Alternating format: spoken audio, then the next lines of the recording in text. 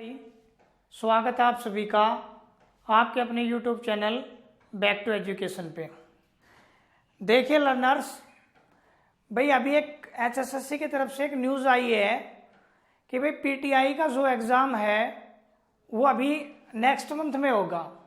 ठीक है, उसके लिए हम क्या कर रहे हैं, क्योंकि भाई HSSC के एग्ज़ाम में हमारे पास 6 से 7 नंबर की हिंदी और इंग्लिश अलग अलग पोर्शन आते हैं। ठीक है, अब भाई हमारे पास इतना टाइम तो है नहीं कि हम उनको टॉपिक वाइज करवा सकें। ठीक है, इसलिए हम आपको डिडक्शन मेथड से हिंदी और इंग्लिश यहाँ करवाएंगे, तब तक आपका एग्ज़ाम नहीं होगा। ठीक है, इनसे आपको फ़ायदा क्या होगा, कि भाई मैं इनको डिडक्शन मेथड से आपको ये बताऊंगा कि ये चीज़ क्यों आएगी या क्यों नहीं आएगी। इसलिए अगर आपको एग्ज़ाम में इस तरह से कुछ दिखता है तो आप उसको कर सकते हैं। ये उनके लिए है जिनको एक भी नंबर नहीं आता ना इंग्लिश और हिंदी में, उनके लिए। चलिए अभी हम इनको स्टार्ट करते हैं। पहला क्वेश्चन है, find the correct spelled word. भाई इनमें से जो है ये 4 ऑप्शन हमें जो दिए गए हैं, इनमें से हमें ये बताना है कि इनमें से करेक्ट स्पेल कौन सी है। देखिए अब प्रॉब्लम क्या है कि भाई आपने कभी पढ़ी नहीं इंग्लिश, ठीक है, और आपको इतनी नॉलेज नहीं है इंग्लिश की, तो आप इनको करेक्ट कैसे करोगे। ठीक है, इसके लिए मैं आपको 100% तो कोई चीज़ नहीं है, लेकिन मैं आपको 90% ये चीज़ बताता हूँ कि इनको आप कैसे सोल्व करोगे। करेक्ट स्पेल्ड मैं आपको तरीका बताता हूँ, आप उसको फॉलो करें। ठीक है, ये है इंडिस्पेंसेबल सिर्फ क्या है, इसमें ई है, ए है, कुछ डिफरेंस है, यहाँ आई है वगैरह वगैरह है। ठीक है, सबसे पहले आपको इनमें क्या करना है, आपको यह देखना है कि भाई इनमें वर्ड सेम कौन सा चल रहा है। ठीक है, INDIS, INDIS। ठीक है, आपको अगर नहीं पता हो तो ये तरीका मैं बता रहा हूं जो 99% आपके लिए सही रहेगा। भाई इनकी पॉसिबिलिटीज, इनकी प्रोबेबिलिटी आपके सामने ज्यादा है, तो इसकी प्रोबेबिलिटी आपके सामने कम है, तो आप इस आंसर को काट दोगे। ठीक है, 90% ये नहीं होगा आपके पास में। अब देखिए, अब मैंने कहा PEN और PEN, हमने इसको आगे से पॉसिबिलिटी बना के काट दिया था। अब ये है 1 2 और 3 पॉसिबिलिटीज बना के आ रहा है, ये हमारे पास कम है, तो हम इस थर्ड को भी यहां से काट देंगे। हमारे पास अब आंसर क्या बचा, या तो फर्स्ट या लास्ट। ठीक है, अब देखिए इसमें से क्या है जो हमने सबसे पहले गलत किया है, या आप ये मान लीजिए। अब लास्ट में क्या बचा आपके पास में, सिबल और सिबल, ये कट चुका है, ये भी कट चुका है, बट इनमें से दोनों में से इस वर्ड की पॉसिबिलिटी ज्यादा है या इन वर्ड की पॉसिबिलिटी ज्यादा है, क्योंकि ये वर्ड तो सिर्फ एक बार ही आए हैं, इसलिए हम इसको काट देंगे। आपके पास आंसर फर्स्ट रह जाता है हमारे पास। यहाँ समझ में आया? आपको इनमें देखना है कि भाई ये यहां तक मैच है, ये यहां तक मैच है, ये यहां तक मैच कर रहा है, ये मैच नहीं कर रहा, हमने इसे काट दिया। उसके बाद में हमने इनको मैच किया कि भाई इसकी पॉसिबिलिटी सबसे ज्यादा आ रही है, हमने इसको काट दिया। अब आपके पास आंसर 2 रहते हैं, फर्स्ट या लास्ट। सेबल ये डिफरेंट है, हमने इसको काट दिया, ये पहले ही हमारे पास कट चुके थे, इसलिए आंसर हमारा क्या होगा, फर्स्ट। ठीक है, ये बात ध्यान रखना।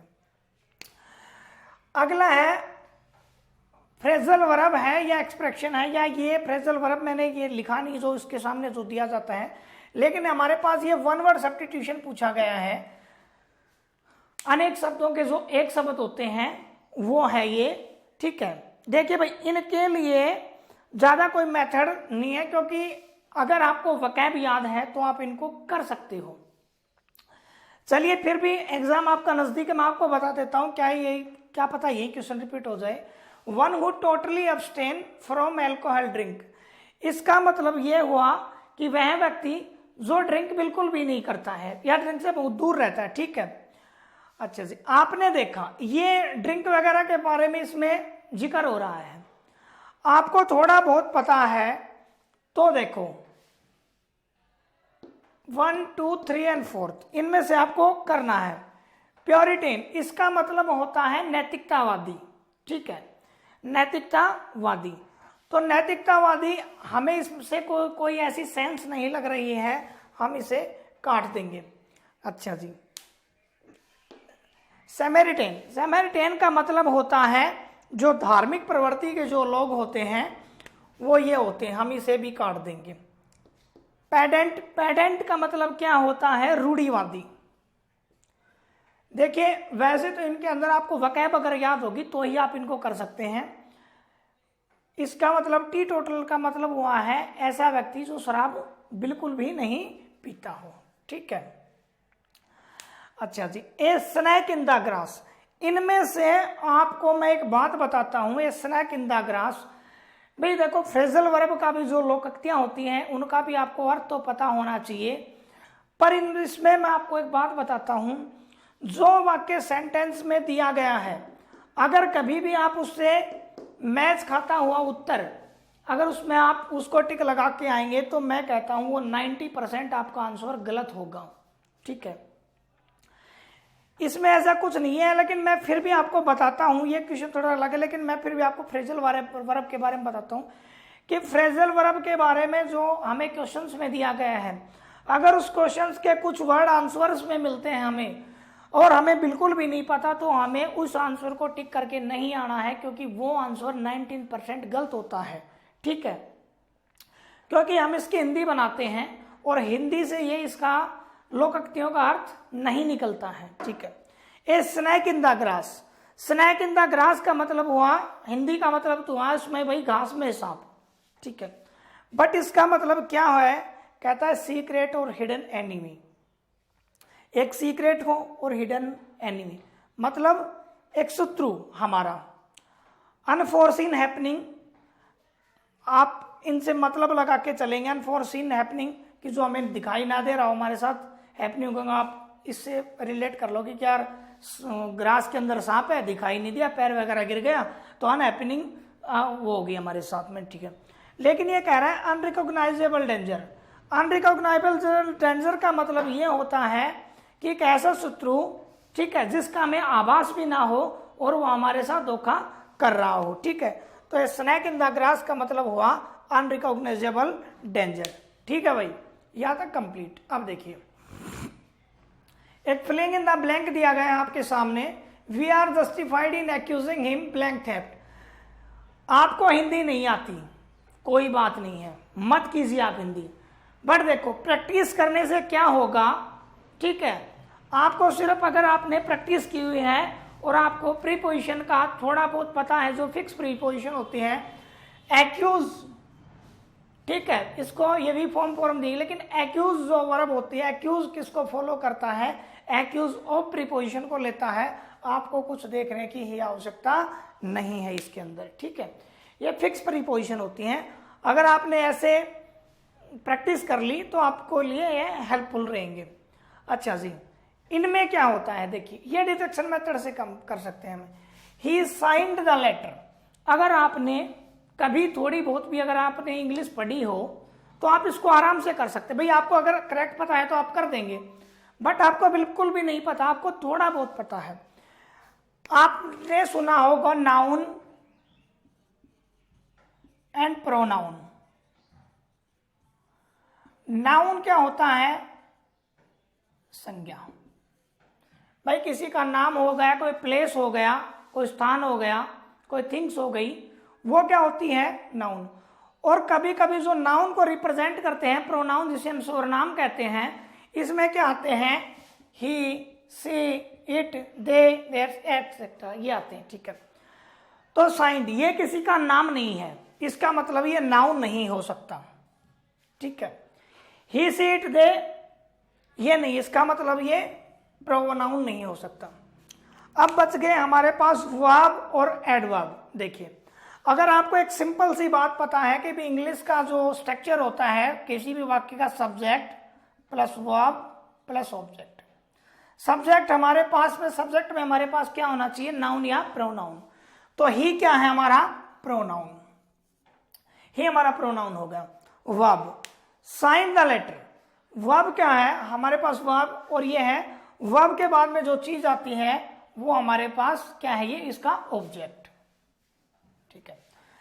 एडवर्ब, एडवर्ब क्या होती है, एडवर्ब वो चीज करती है जो किसी से, हमारी जो वर्ब होती है वो किसी चीज को ऐड करके जो हमें चीज बताती है उसे एडवर्ब कहते हैं। मतलब जो वर्ब को क्वालिफाई करती है उसे एडवर्ब कहते हैं। ठीक है, ठीक है भाई। तो ये क्या हुआ भैया, अगर ये किसी को क्वालिफाई कर रहा है, ही के सामने सिर्फ क्या है, ये साइंड है, तो ये हमारी इसके बाद में क्या है, ये वर्ब है, और ये क्या है, मेन वर्ब है। ठीक है, तो हम इसको भी काट देंगे। हमें पता है कि एडवर्ब जो है, जो वर्ब को क्वालिफाई कर रहे हैं, वर्ब पे आपको किसी प्रकार का कोई इफेक्ट नजर आ रहा है या नहीं आ रहा, तो इसलिए आपके सामने ये क्या बचाते हैं, वर्ब बचाते हैं। इस तरह से भी आप इसको कर सकते हैं। ये इंग्लिश के 5 क्वेश्चन हो गए। अब हम हिंदी के 5 क्वेश्चन करते हैं। ठीक है, चलिए देखिए अब हिंदी के 5।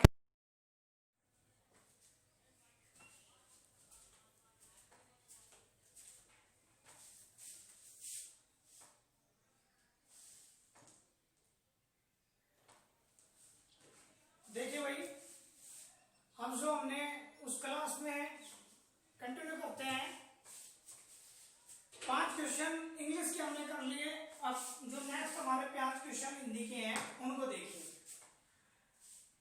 सबसे पहला है कि द्रव का पर्यायवाची नहीं है। देखिए, सबसे एक तो कमी होती है हमारे कि हम कभी भी है ना क्वेश्चन को ध्यान से नहीं पढ़ते हैं। ठीक है, इसमें लिखा है द्रव का पर्यायवाची नहीं है, पर्यायवाची नहीं है। पर्यायवाची का मतलब ये है, हिंदी इंग्लिश में आपने सिनोनिम सुना होगा, हिंदी में उसे पर्यायवाची कहते हैं। मतलब इस वर्ड का जो मतलब है, जो मीनिंग है, वो इनमें से 3 जो शब्द हैं वो इससे मेल खाते हैं, एक शब्द है जो इससे मेल नहीं खाता है। ठीक है, तो द्रव, द्रव का मतलब अहंकार होता है, स्वाभिमान होता है और गर्व होता है। भाई ये भी क्या है, ये भी इंग्लिश में सिनोनिम्स की तरह क्या है, ये भी हमारा क्या है भाई, इसमें भी अगर हमें नॉलेज है वोकैब की तो हम इसको क्या कर सकते हैं, कर सकते हैं।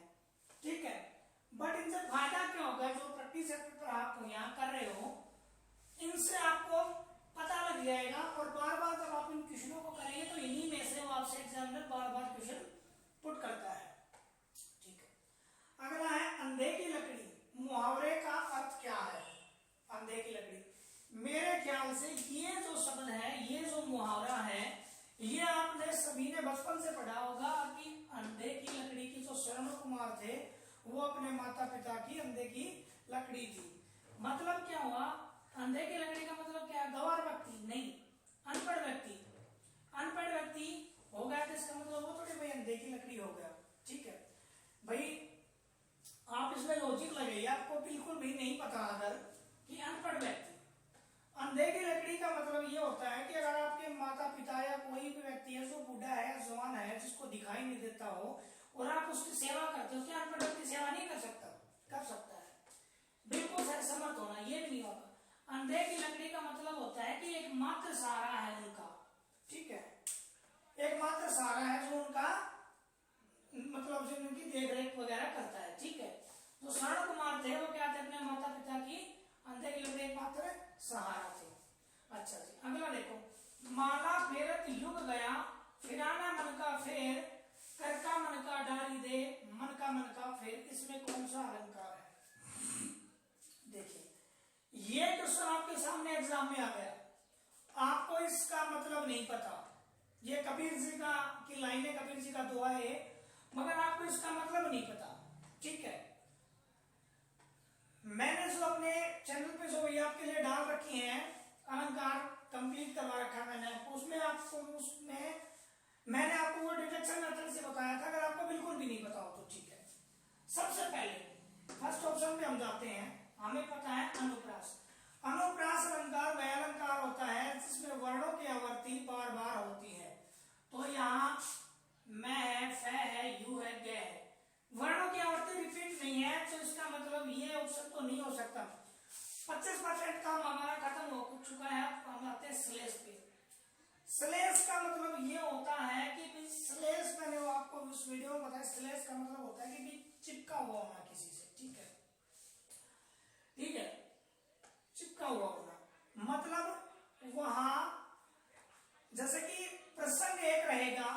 ठीक, आप ये मान लीजिए, लेकिन वो पर्सन है भिन्न भिन्न रूप में कार्य करेगा। जैसे मैंने आपको बताया था, कोई व्यक्ति है, ठीक है, वो पढ़ाना भी जानता है, बाइक भी चलाना जानता है, मोटरसाइकिल वगैरह का कार्य भी करना जानता है, वो और भी कोई कार्य करना जानता है। मतलब पर्सन एक हो लेकिन उसके कार्य भिन्न भिन्न हो, एक ही पर्सन हो और उसके कार्य भिन्न भिन्न हो। चिपका हुआ का मतलब है कि जैसे मैं हूं, ठीक है, मैं पढ़ा भी सकता हूं, मैं कोई और भी काम कर सकता हूं, ठीक है, मैं खेल भी सकता हूं, ठीक है, मैं कोई और भी अदर एक्टिविटी कर सकता हूं। मतलब मैं पर्सन एक हूं लेकिन मेरे कार्य क्या भिन्न है। तो इसमें ऐसा कुछ नहीं है, क्योंकि एक शब्द होगा उससे का पेयर चिपके हुए होंगे, ठीक है, ये कैंसिल होगा। रूपक अलंकार, रूपक अलंकार और यमक अलंकार। अब हम यमक अलंकार पे आते हैं। यमक अलंकार का मतलब होता है कि कोई जो शब्द है, ठीक है, वो एक से अधिक बार आएगा पर उसका अर्थ हमेशा अलग अलग होता है। इसमें मन का शब्द 2 बार आया है। एक बार जो है मन का, उसका अर्थ जो है, जो हमारी माला के अंदर जो मोती होते हैं उनके लिए है, और दूसरा जो मन का है वो हमारे मन के लिए है, ठीक है। तो आपको इसका आंसर आराम से पता लग गया, अगर आपको इसकी हिंदी भी नहीं आती थी तो, ठीक है। अगला देखिए, इत्यादि शब्द का संधि विच्छेद कीजिए, ठीक है। इत्यादि, भाई मैं आपको एक बात बताता हूं, ठीक है, इसका मतलब क्या हुआ देखो। वैसे संधि मैं आपको बताऊंगा, लेकिन आप इसमें से समझ लिया, आपके पास टाइम कम है। ये जो लगा हुआ है ना नीचे, इसका मतलब ये है कि ये शब्द को पूरा करता है, लेकिन शब्द हमारे सामने क्या है, इसमें आता है, ठीक है, तय कोई पूरा करे तो इत्यादि ये नहीं बना। देखिए वैसे इत्यादि शब्द की जो संधि विच्छेद होगा, मैं आपको संधि बताऊंगा तब आपको आराम से कराऊंगा, लेकिन इत्यादि शब्द में जो है वो इति प्लस मादि जो शब्द है वो क्या बनेगा, इसमें संधि होगी, इसकी संधि विच्छेद होगा। अब इसमें एक चीज आपको मैं और बताता हूं, अगर आपसे इसमें यह पूछ रहे कि इसमें संधि कौन सी है, तो यह, रे और ल, इनके आगे अगर कोई आधा शब्द आता है ना, तो उसके अंदर कौन सी होती है भाई, यण संधि होती है। कौन सी संधि होती है, यण संधि रहती है, ठीक है। शुद्ध वर्तनी शब्द आपको 100% पता है, आपको कर देना है, उसमें तो कोई प्रॉब्लम नहीं है। मगर आपको नहीं पता तो मैंने इंग्लिश में जैसे बताया है आपको, वैसे हिंदी के अंदर भी आप उसको अप्लाई करें, 90% आपका वो सही होगा, ठीक है भाई। लाभा, लाभ, लाभ, लाभाविन, ठीक है, लाभा भी 2 बार है और लाभ भी 2 बार है, ठीक है। लेकिन ये जो शब्द है लास्ट में, इसकी रिपीटेशन ज्यादा है, मतलब 4 ऑप्शन है, इसमें से इनकी रिपीटेशन जो क्या है, ज्यादा है। इसका मतलब मुझे बिल्कुल भी नहीं पता हो तो मैं फर्स्ट और थर्ड को मैं देखते ही काट दूंगा, ठीक है। अब देखिए, अब ये लाभनिक, लाभनिक तो आपने कोई शब्द सुना ही नहीं होगा, इसका मतलब लाभ वाला जो है वो आपके पास आंसर नहीं होगा। आंसर क्या बच गया आपके पास में, लाभान्वित, ठीक है। समझ में आया कैसे किया मैंने, तो आपको भी ऐसे ही करना है। आहूत का विलोम, विलोम का मतलब क्या होता है, उल्टा, ठीक है। आहूत को मतलब होता है किसी को अपने पास बुलाना, ठीक है। निमंत्रित करना, तो क्या हम किसी को निमंत्रण देते हैं तो उसका मतलब हम उसे बुलाते हैं। आमंत्रित भी वही बात होगी, तो ये नहीं होता। आहूत, अनाहूत, अनाहूत का मतलब होता है किसी को वापस भेजना, ठीक है। तो ये क्या हो गया, इसका विलोम शब्द हो गया। भाई ऐसे हिंदी और इंग्लिश के अगर आप इस पे अच्छे कमेंट करते हैं और आप ये कहते हैं कि सर इससे हमें फायदा होगा और ये अच्छा मेथड है जो आप करो, तो हम रोज आपके लिए हिंदी और इंग्लिश के 5-5 क्वेश्चन डेली डिस्कस करेंगे, जो कि एसएससी के एग्जाम में आपके लिए सबसे ज्यादा हेल्पफुल रहेंगे, ठीक है। चलिए